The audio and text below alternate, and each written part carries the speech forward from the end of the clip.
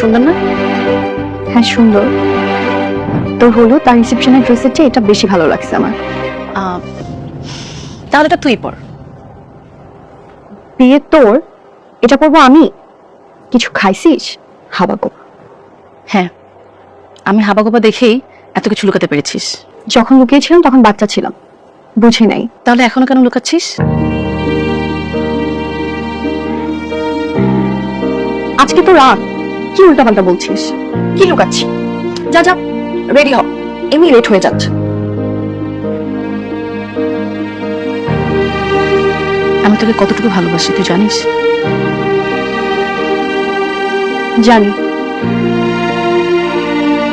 তাহলে এত বড় একটা সত্যকে কেন আড়াল করতে চাচ্ছিস?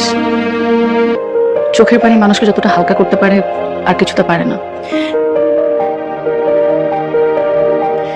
আমি সব কিছু মেনে নিতে পারবো, কিন্তু আমার জন্য তুই কষ্ট পাবি এটা আমি মানতে পারবো না।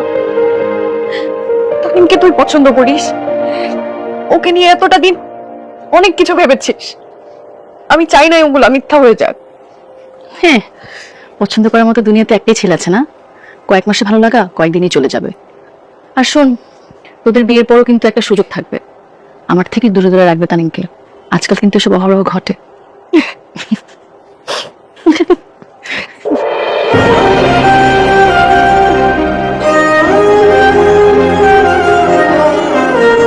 আর কাঁদিস না, মেকআপ নষ্ট হয়ে যাবে।